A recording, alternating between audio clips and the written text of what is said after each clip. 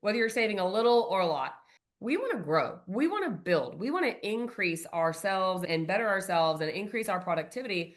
So as your business, as your portfolio, as your, financial situation increases and gets better, we can adjust your policy to get bigger with you over time. When should somebody do this? That's the key is now. Absolutely. And it's that Chinese proverb. The best time to plant a tree was 20 years ago. We wanted to do this or I shoulda, coulda, woulda. We have got to get out of that mindset and we've got to figure out instead of regretting what I didn't do 5, 10, 20 years ago, do I want to be 10 or 15 years from now and regret what I didn't do today? Hello, amazing humans, and welcome to episode number 298 of the Game On Girlfriend podcast. Today, we're talking about how to grow your money. Now, wait a minute.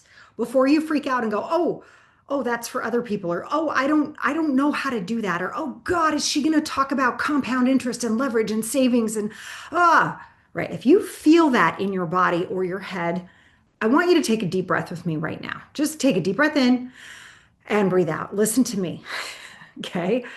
Money is the most important tool that you have access to today. We may not love the fact. I got that. I totally get that. But it's a fact, right? And I want you to participate because here's something I know. If you're listening to this podcast episode, if you're listening to anything I've ever put out there, you're somebody who cares about the world. You want to make a difference. You want to make things better. You want to be the best friend, the best mom, the best companion, the best business owner, the best human you can be. And in order to do that right now, in the way our world is structured, that takes money. And there's been this weird thing about money, especially when it comes to women, yeah, where it's like it's made to feel mysterious or complicated or bro-y, right? Or just weird overall. It's not. It's not. And today I'm breaking down something that a woman named Erica Neal is on the podcast sharing with us. She's so super cool. I'm going to talk about her more in just a minute. But she's sharing a new way for you to grow wealth on this podcast. There's traditional ways like savings, and then there's like all of the investing that we could do, or maybe you have a 529 for your kids' college, or you have a 401k for your own retirement, or you have a Roth IRA, all those beautiful tools that are out there for us to use. What Erica talks about today on the podcast is kind of a middle ground. There's something sort of in the middle that you can start to use to perhaps grow your wealth. And it's something that a lot of people have used. She drops names like Rockefeller. She talks about founding of McDonald's, all these things that people were able to start and grow because they use the exact tools she talks about today. Now, as always, I will put a caveat in here and say, I am not a financial planner, right? I am not an accountant. And I can't promote any one product. I don't do that, right? We don't pay Sarah Walton to promote products. That's not something I do through this business. It's just not. But what I can do is invite you to a conversation where you listen. I can invite you to a conversation where you try on something new, where you let yourself venture into the world of using your money in a way you may not have thought of before that could be to your advantage. Obviously, you're going to listen to yourself. You're going to do your own research and you're going to make sure that this is something that would fit for you. But regardless, I want you to take a breath and listen to what there is for you to learn about how you, beautiful, beautiful soul, can grow your money so it can support your dreams and you can start to use money in a new way to help more people. Because I have a feeling that's why you're actually here. Now, let's talk a little bit about Erica and why I had her on the podcast today. After earning her bachelor's degree in finance and economics, Erica began her career in finance by working for a large investment firm, learning the basics of running financial practice, but also becoming aware of the large holes in traditional financial planning processes. And though she was able to obtain success and company recognition for her achievements, she knew that there was a better way to help other clients build wealth. So to provide more comprehensive strategies for her clients, Erica left that large company to join a boutique independent financial firm where her planning processes transitioned from a narrow focus on the rate of return to instead building efficient cash flow strategies and increasing income through alternative assets. And she helped create the infinite baking concept that she now works on with her business partner, David. They branched off of that smaller boutique firm to create their own partnership, teaching others about a stronger cash flow strategy. So this is how I want you to look at this. If you're watching this, you're probably a business owner, right? And you look at all of the ways business has been done. You look at all of the things that are out there being offered, and I will always tell you, keep your head down and focus only on what you want to do, right? Focus on what you want to bring to the world. That's what Erica did. She saw what was available with her financing and her economic degrees, right? She saw what was out there and she thought, wait a minute, how can I start to move this in a way that will help more people in a way that I feel good about? So if you take nothing from today's podcast episode about compound interest and how much you can be saving and the idea of becoming your own personal bank, I also want you, more than anything else, to take away the idea that you have something special to offer. And I don't ever want you to stop because you don't see it out there just yet. So pop in those earphones. Let's get to it.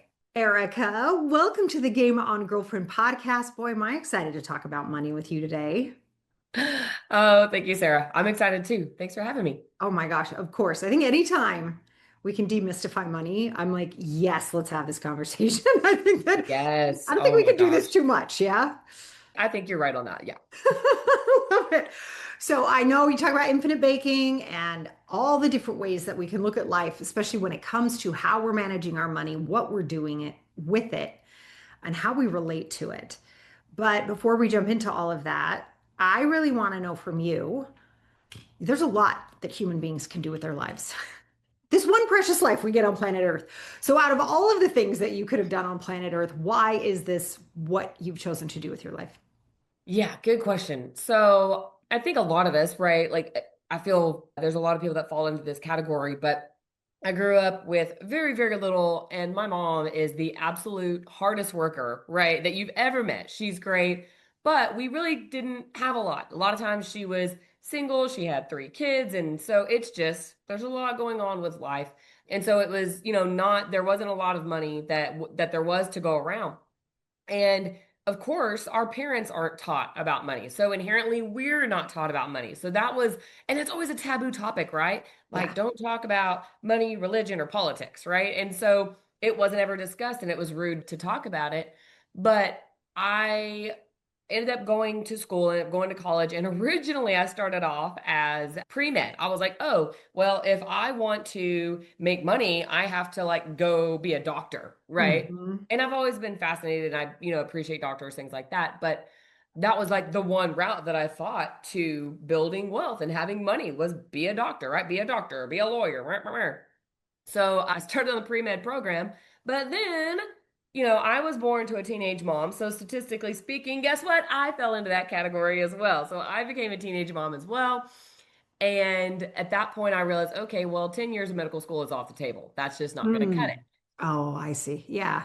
And I reverted back to, well, I never really knew about money. It'd be nice to know something. So I switched from a pre-med program to a finance program. So I double majored in finance and economics because I was like, Mm. well, I'd really like to learn about this and at least figure it out. And so in school, I was just, and I loved, like I said, I loved pre-med, I loved biology and all of the cool science stuff. But moving over into finance, it was like there's a whole new world. And I was like, oh my gosh, this is amazing. So I was very fascinated by it, very intrigued, and I really enjoyed my classes. But once I graduated, I was like, okay, now I've got to go tell other people. I've learned about this. I need to go tell others because I was just Mm. fascinated.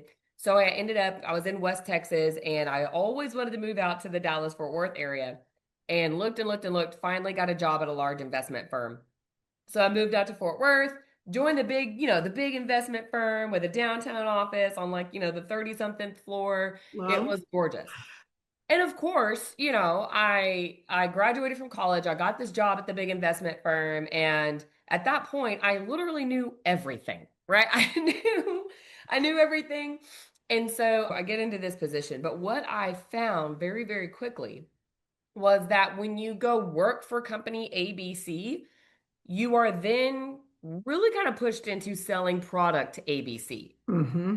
So these companies, especially the large captive box firms, have their own proprietary products, their own accounts that they really want you to push. So it really became more of a product pushing sales position than it was financial advisory.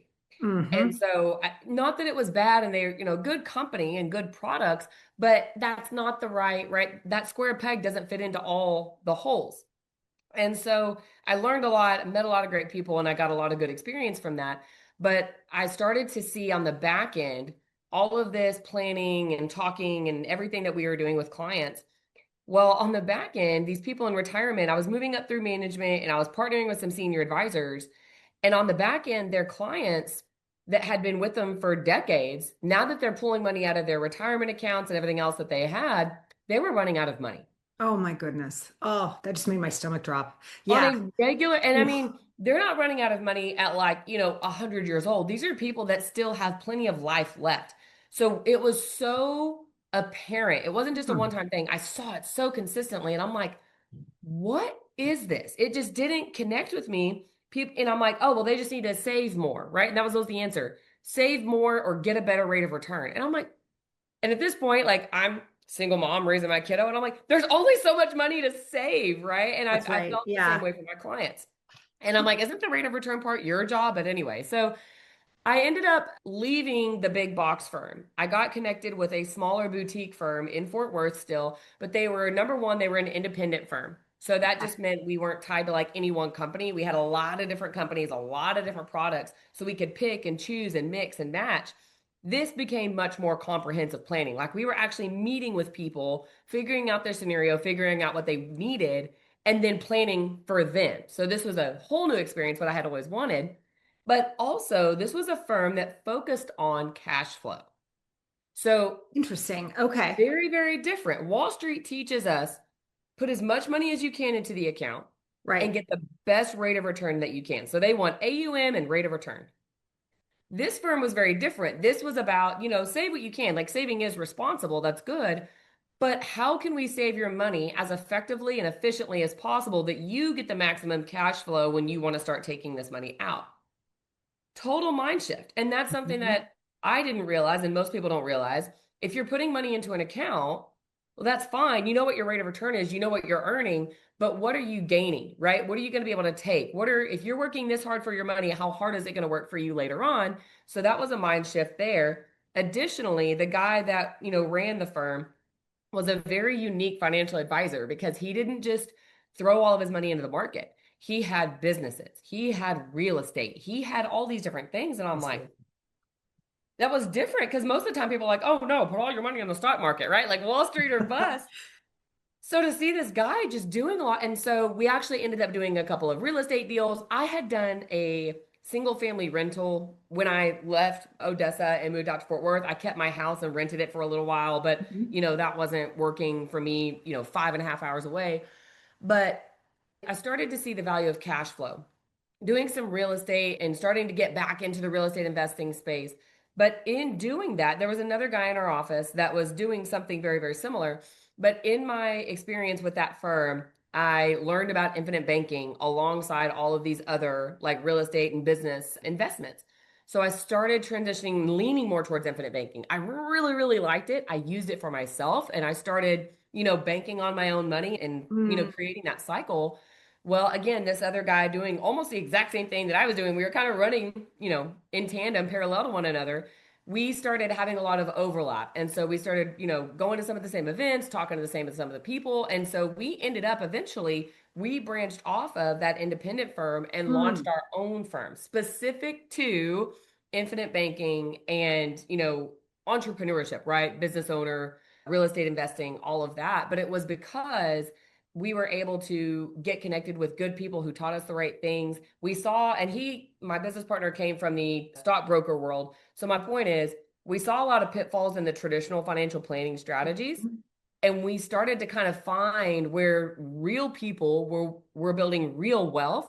And we Mm. started to gear our planning process towards that. I Right. And love so that. that was how we kind of developed into infinity investment strategies. Okay, so we need to break this down though. So I someone's know there was listening, a they're lot like, there. Thank you for going on that ride with me. "Whoa, what the heck is infinite banking? It sounds really cool. Does the bank just give me money infinitely? What happens?" Like I can picture somebody being like, "I want infinite money. This sounds Yeah, no great." kidding, No, right? but so can you just break down for us what is infinite banking? What happens when someone decides to use their money this way? What is the process?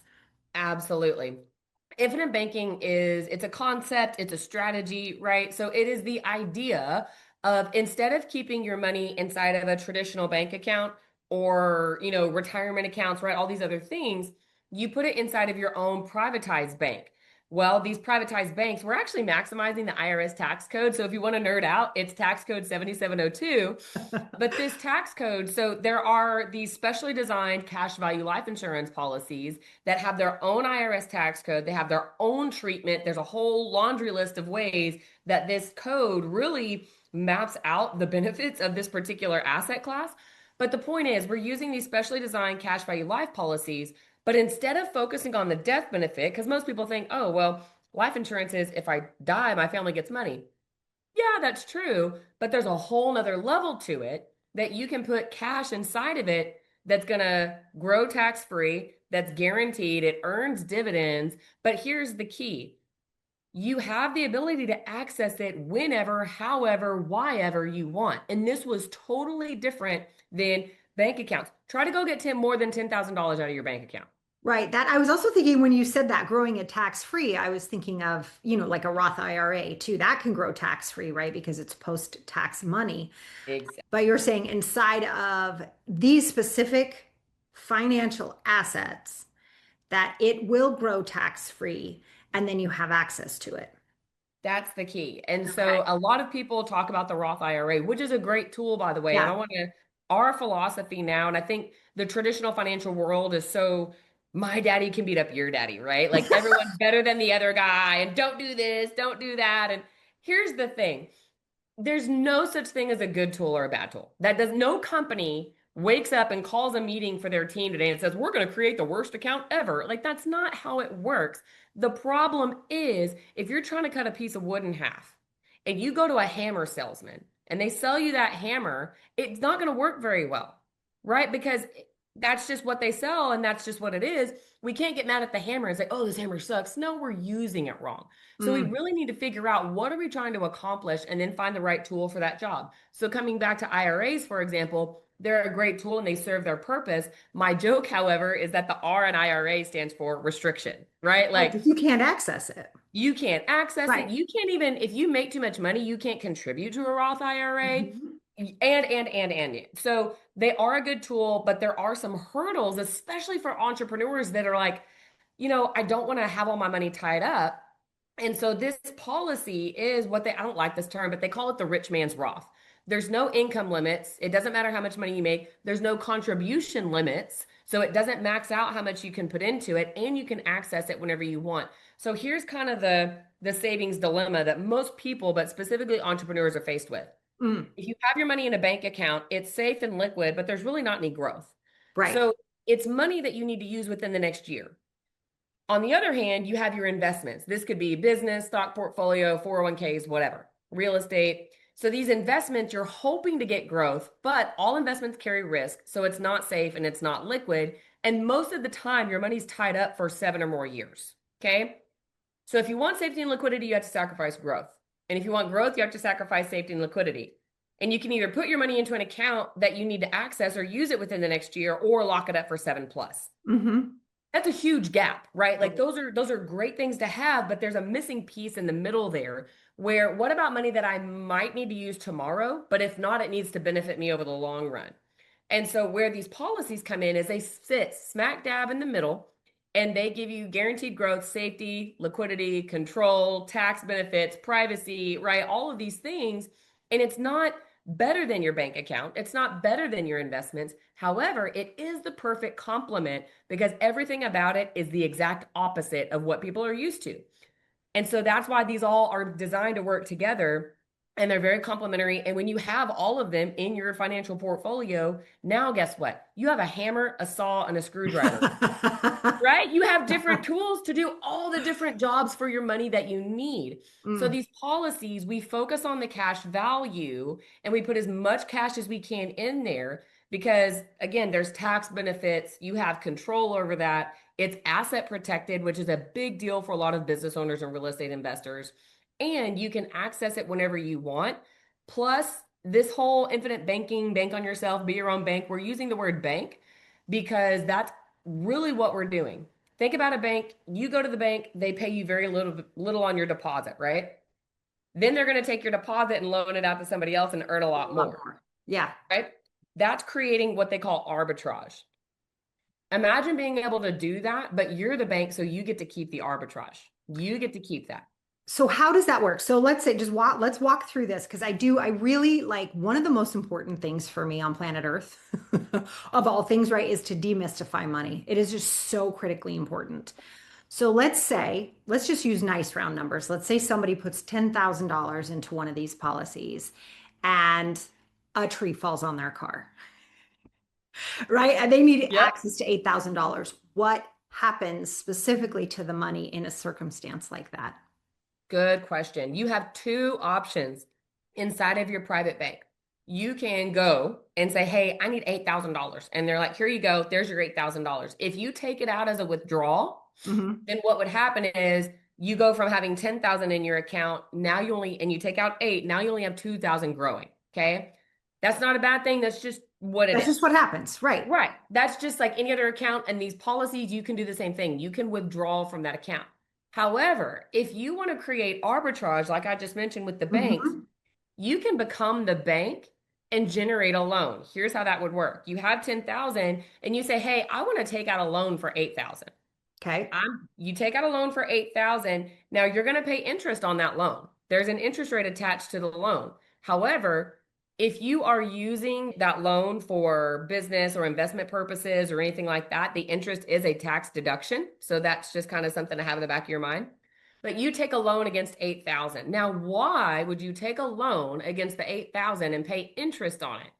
Well, if you use $8,000 of your money, are you going to try to resave that money for future use? Yeah, like most of us, we need to build back up our savings, right? Right. So what you do is when you take out that loan, you're paying interest on that 8,000.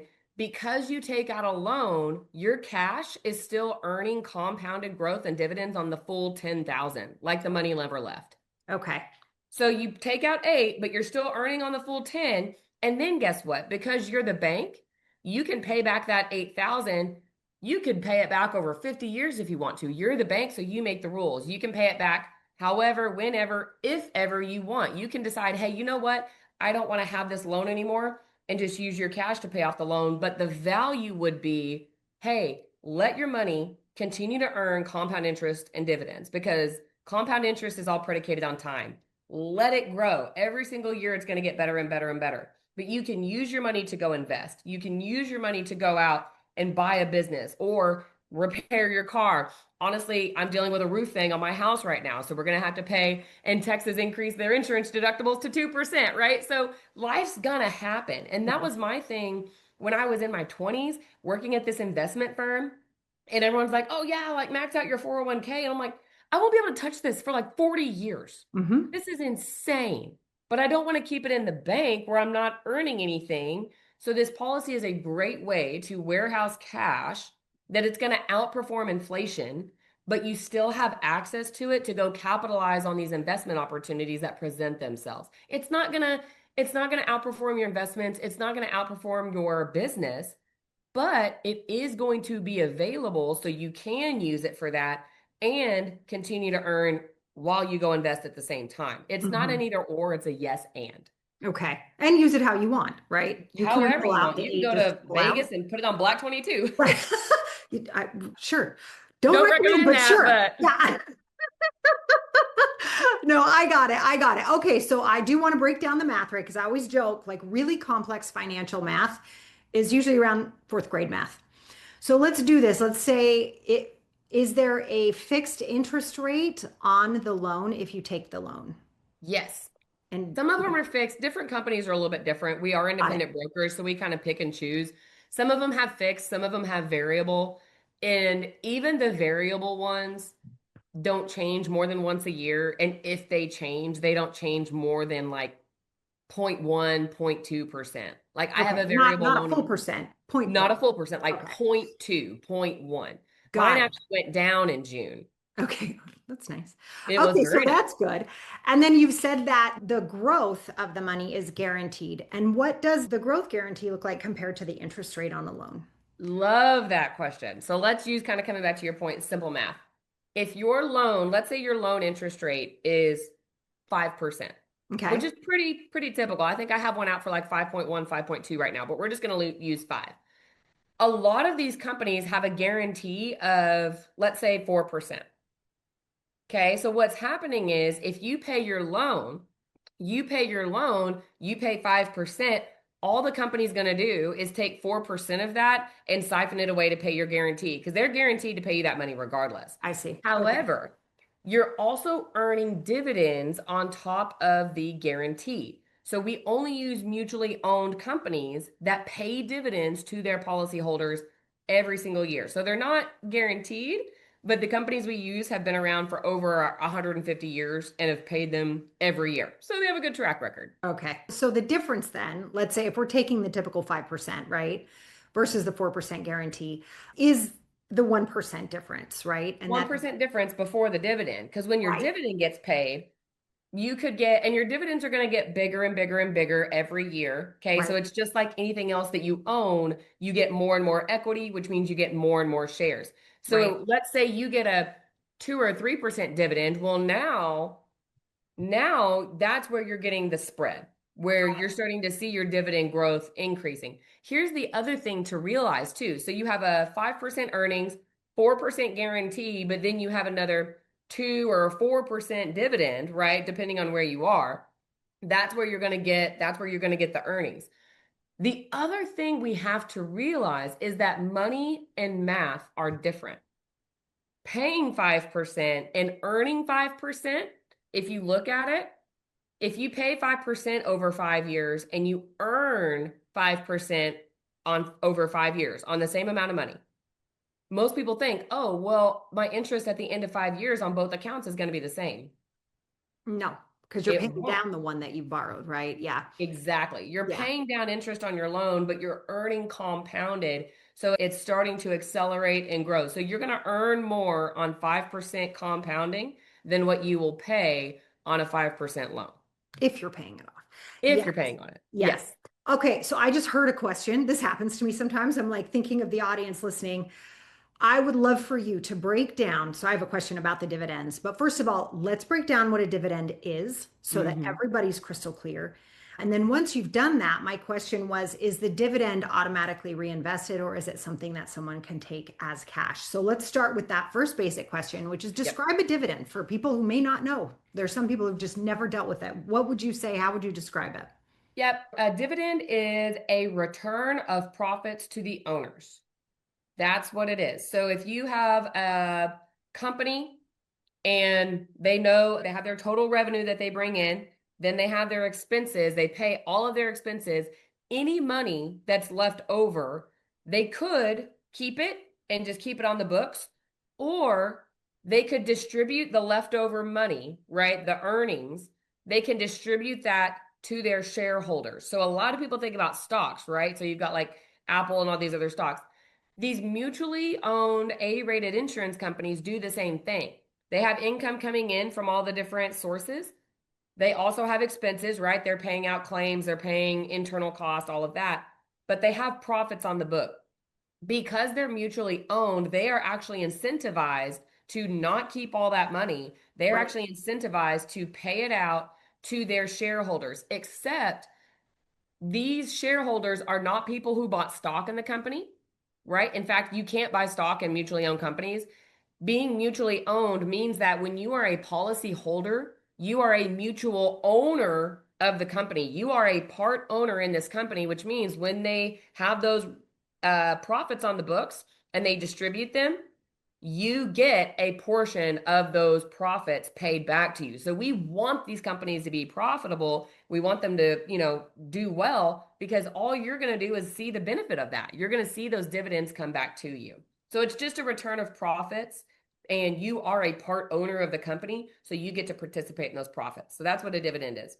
Thank you for doing that because I know people throw around words, right? It happens all the time. And then someone's listening and they're like, I'm supposed to know what that means. Not on the Game On Girlfriend podcast. We Yeah, will we talk want to to get every rid of all that no, jargon. every single thing gets broken down. I love it. Okay.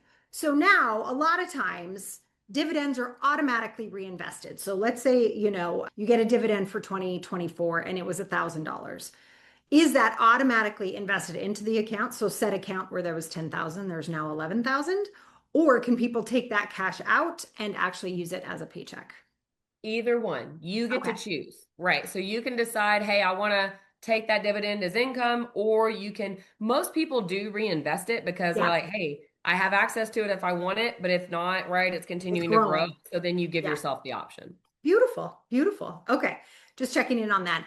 And these products that you're talking about that you and your partner work on, Erica, is it all life insurance? Is there any other insurance involved in the products that you offer people?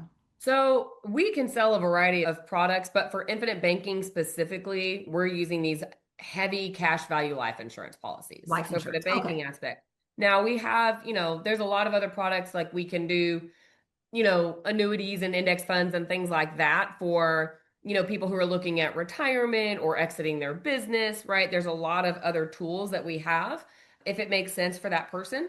But for the banking purposes, while you're building and accumulating and growing your wealth, this is a great way to warehouse your cash and keep it there because of the tax code that gives that specific outline for life insurance policies. Got it. Okay. Okay. Understood. Understood. I just wanted to make sure that was very clear for people. Okay. And then finally, I think what I want to ask you, if it's all right, is really looking at this and talking about the importance of saving, right? Like you were saying in your first big box, it's like just save more and get a better rate of return. Like, oh my gosh. Okay. Yeah, That's it's so so easy easy, to say. right? Like, I always think of, I'm so going to date myself, but I always think of the episode of Friends where Monica loses her job and her dad's like, oh, but she's fine because where do we put 10% of everything we earn? And she's like, in the bank. It's so yeah. clear she didn't do that, right? And I think most people don't, right? We know the stats on Americans specifically. Mm. Most people don't have hardly any savings. So let's say someone's looking at this and they're like, okay, this does sound interesting because I have been scared to invest in the stock market, even though Sarah tells me to all the time. I have been scared to like keep stuff in cash because, oh my God, it's not making any money. What would somebody need to save in order to purchase something like this? And how soon should they get started? Is it truly one of those, the sooner the better? It's never too late. Like, talk to us about that and how you educate other humans on the best way to have their money be used like this. That is such a good question. So, to the first point, I think that's probably one of the number one questions we get is, okay, how much is this going to cost? Right.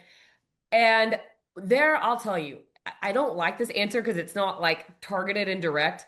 It's kind of, I guess, broad, but you can literally save whatever amount you want. We have people that are putting in, four figures a year, a couple thousand. We have people that are putting in 7 and 8 figures. There is this massive range. So, and that's kind of the beauty of it is you're not pigeonholed into this particular number. So that's the first thing is whether you're saving a little or a lot. What we're going to do is design it, and this is something that a lot of people aren't aware of. We're going to design it so that you can start at a base level that's comfortable for you Mm. based on your situation, based on your cash flow, your income, your savings, all of that. The goal, I think, especially people that are listening to this podcast, we want to grow, we want to build, we want to increase ourselves and better ourselves and increase our productivity. So as your business, as your portfolio, as your, financial situation increases and gets better, we can adjust your policy to get bigger with you over time. So you can start at a level that's comfortable and then get bigger and bigger and bigger over time, little by little, so that this policy can grow with you. Hmm. With that being said, coming back to your second question, when should somebody do this? That's the key is now. Absolutely. And it's that Chinese proverb, the best time to plant a tree was 20 years ago. And how many, oh my gosh. And I know so many people. I actually talked to a guy, I met him at a networking event last Tuesday, and we were talking about this, and he looked at me, he goes, where were you 5 years ago? He was so, because he's like, I've been wanting to do this, but nobody could explain to me how to incorporate it with my business. And I was like, oh, yeah. And he's like, where were you 5 years ago? And I said, I don't know, Mm. man, but I'm here right now. Yeah, right now's good. Let's go. Right now is Yeah, good. And that's yeah, the thing is we wanted to do this or I shoulda, coulda, woulda. We have got to get out of that mindset and we've got to figure out, instead of regretting what I didn't do 5, 10, 20 years ago, do I want to be 10 or 15 years from now and regret what I didn't do today? correct. We've got to get it started because back to your question, this is one of those things where the policy is based on compounding interest, which is a function of time. If you skip Always. one Right. year, 2 years, you're not just taking that 1 to 2 years, you're taking off the back end of that compound interest growth, not giving your money the ability to double or triple or quadruple, right? However long you have it on itself because of that compound interest curve. And that's what we need to realize is time is your most valuable asset. If we don't take advantage of that, then we're not putting our money to work in the best way possible. So yes, the sooner the better. Love that. Okay. All right. I have to ask the question, Erica, because I know people ask you this and I can hear it in the audience. Okay. All right, Erica, I'm going to put on my skeptic's hat. This sounds way too good to be true. Yeah. Come on.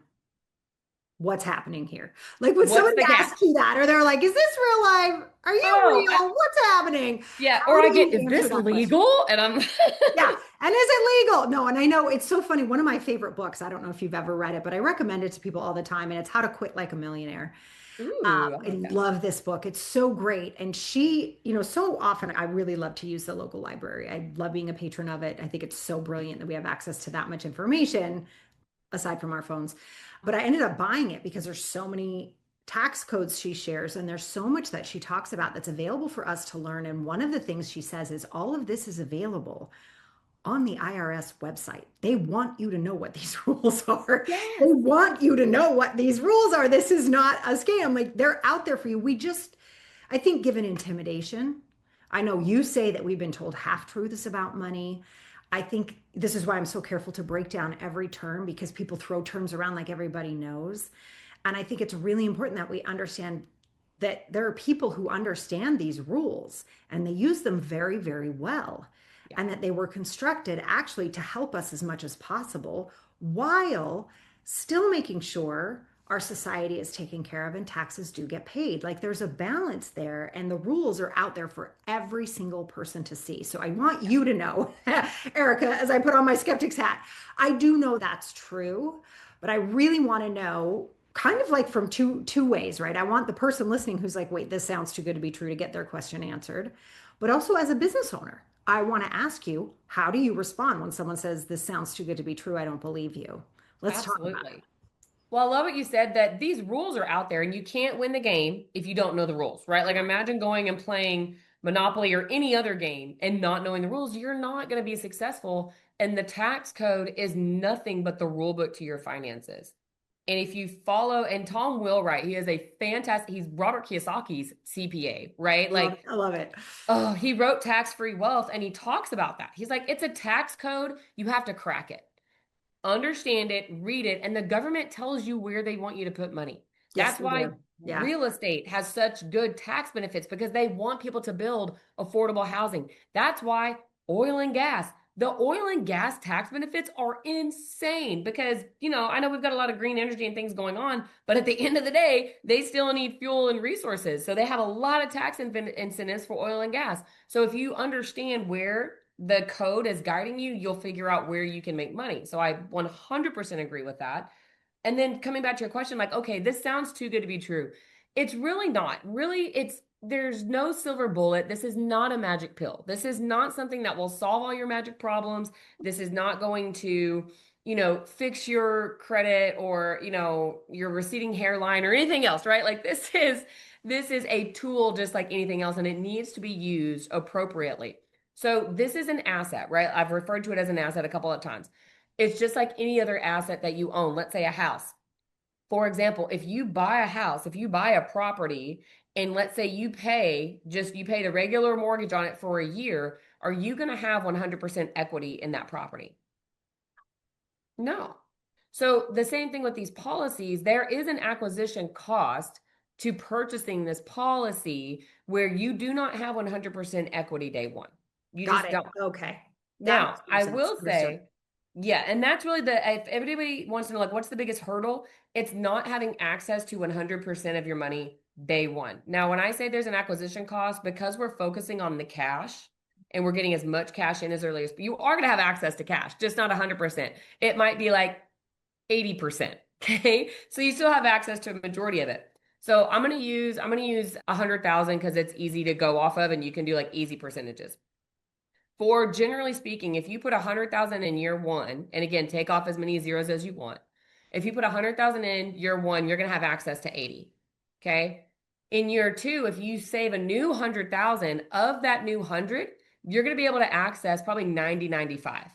Year three, 90, 95. Year four is usually where we start to see dollar for dollar, where every dollar you put in, you can take out that dollar because you have overcome the acquisition cost. Got Just it. like on your mortgage, if you only pay your mortgage, right? Like it takes a long time to build up equity, but if you're overpaying on that and you're accelerating it, you build up equity much faster. These policies are the same way. Got it. When we focus on the cash, now here's the cool thing.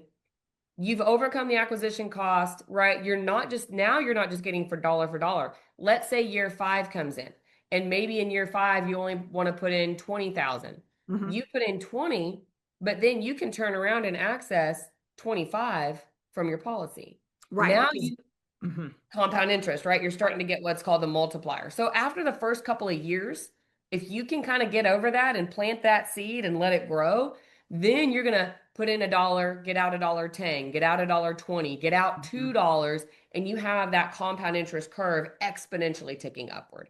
I got That's it. the biggest Yeah. hurdle for people. Okay, understood. No, but I appreciate you talking about that because I figured there was something, right? There's Yeah, like good something, you question. can't just Yes, put I'm it in glad and you start brought it up. using it.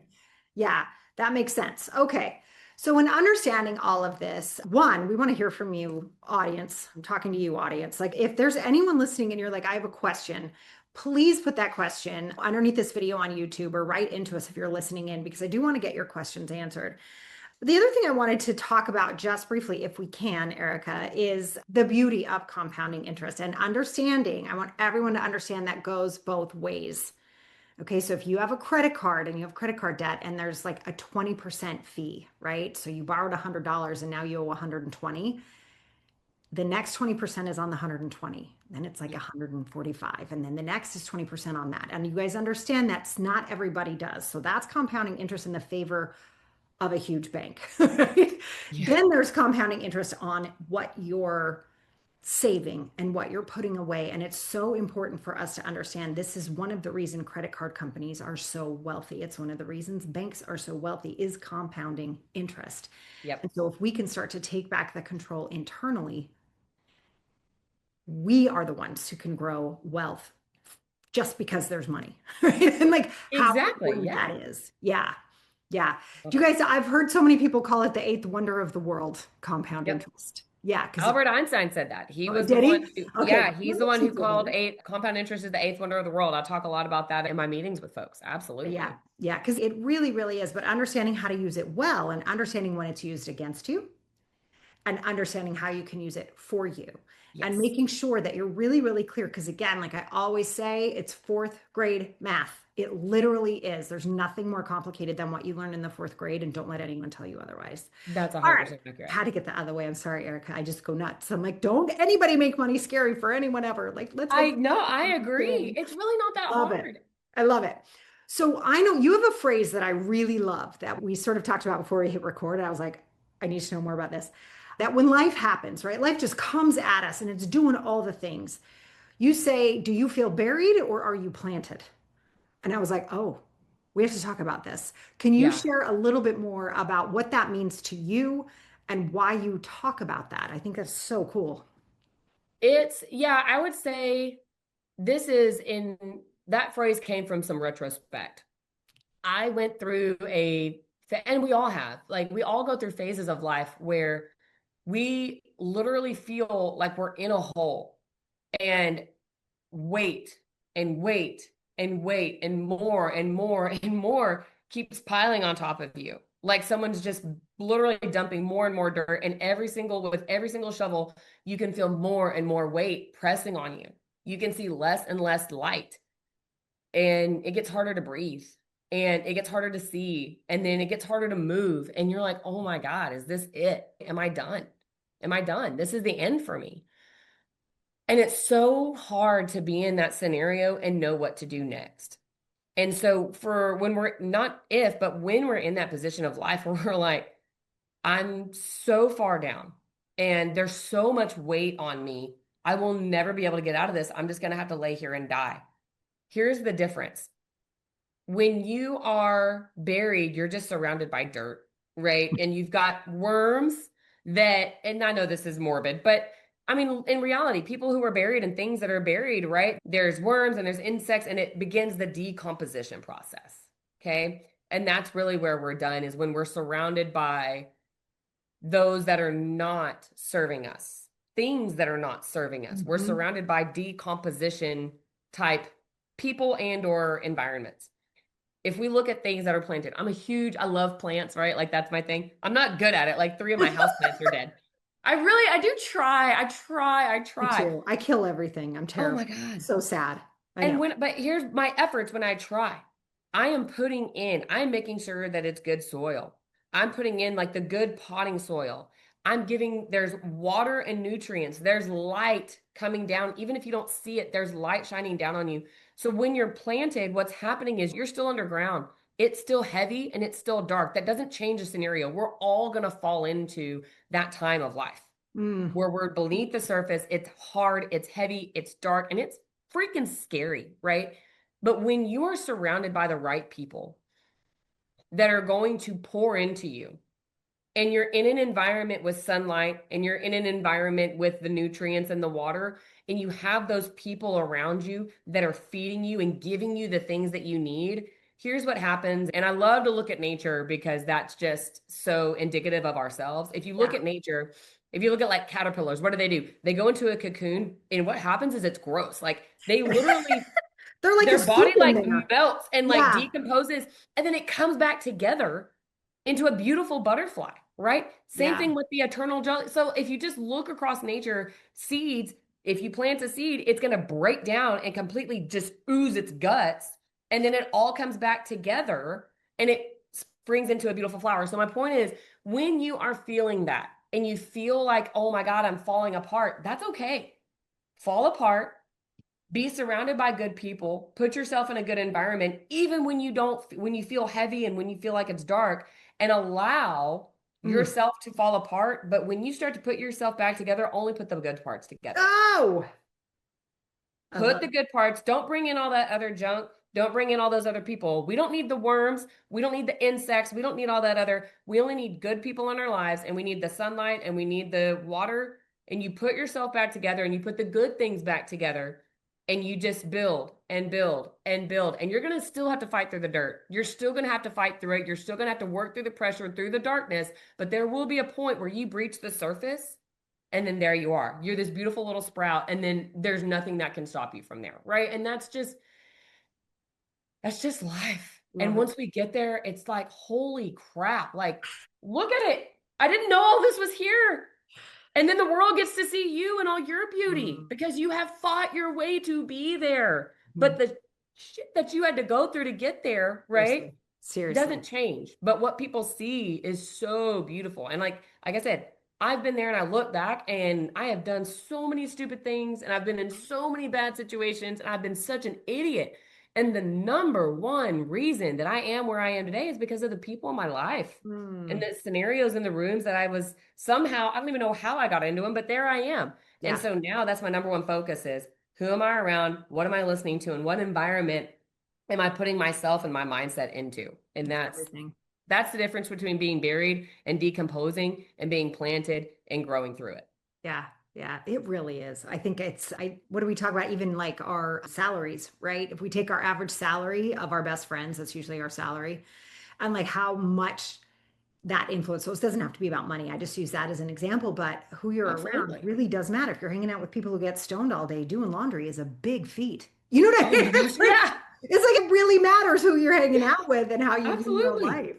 Yeah, I love it. I love it. Oh my God, Erica, it's been so fun to talk with you today. Thank you for sharing your journey and understanding some of the financial products that are out there available for people to participate in, to get the most from their money, and to really use it wisely and to look into these things that may not be what everybody else is doing, but there might be something in there of value. I so appreciate it. And I know you have a gift for everybody listening today. Can you share a little bit about that? I do. So I launched our mini course for infinite banking.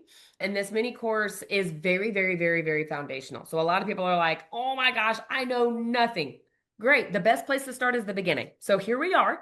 It lays a foundation. It actually goes into some of the, I don't want to say economics because I don't want people to be scared, but it just talks about the banking system and how did we get where we were to where we Mm, are. Why Mm. is this infinite banking concept so important? There's 3 different modules to it. So it talks about the foundations of infinite banking, and then it gets into, what we call the 4 pillars.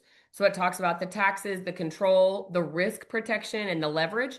And then we also have the third module, which is kind of where we go into a little bit more detail of like, okay, how does this work within like a real estate scenario? So we have some high level examples of that, and it really just kind of helps give some perspective into how this has been used. And I also talk about, I think it's in the second module, one of the questions we get is, if this is so great, why isn't everybody doing it? Mm. And Sarah, you mentioned it, right? Like it Yeah. depends on who you're hanging around. Who's your everybody? Yeah. Who is it that, right? Like who are you hanging around? Because, and I've had so many people ask that, like, oh, and I'm like, think about it. There's a couple of people that we may not even recognize. JD Rockefeller Center in New York City is the largest privately funded construction project ever built. JD Rockefeller couldn't get a loan to build it during the Great Depression, so he fully funded Rockefeller Center with his life insurance policy. Walt Disney did the same thing when he wanted to start Disney World. Mm. Pampered Chef, Doris Christopher was a home ec teacher in the 80s, and she couldn't get a loan to start a cookware company, and she took $5,000 from her policy, started Pampered Chef. JC Penney, look up Boley Coley, stands for bank owned life insurance, corporate owned life insurance. Foster Farms, Chicken Company, McDonald's, Jill and Jack or John, I can't remember, Stanford University, whatever. My There's point a lot of is, examples, in there's other a lot words. of examples. And Yeah. so when you Yeah. really, it's kind of like a yellow slug bug. You don't ever see them until you start thinking about them. And now you see it everywhere. Same thing with infinite banking. If you look for it, you're going to start to see it everywhere. I So love it. I I'll love leave it it. at Oh my God, that's such a good example. Isn't that so true? Right? I'm like, you're welcome. Now you're going to see this everywhere. that. Yeah, Ta-da. count how many yellow slug bugs you see out today. Yeah, I know, right? That and also how many companies were started by taking a loan from their own life insurance policies. It's so fascinating. Such a fun conversation to have. And I just had a thought. Okay, you guys listening, listen to me. If you hear words like leverage, dividend, compound interest, and you're like, your stomach tightens or you get scared and nervous, I want you to look into that. Just check out why. Where did you learn to be afraid of that instead of actually learning about it? I just had this really strong impression. I had to say that. So I'm going to wrap us up with that, Erica. You are awesome. Thank you so much for spending time with our girlfriends today. I so appreciate you. And I really hope that our girlfriends got a lot out of our conversation today. Thank you, Sarah. I enjoyed it.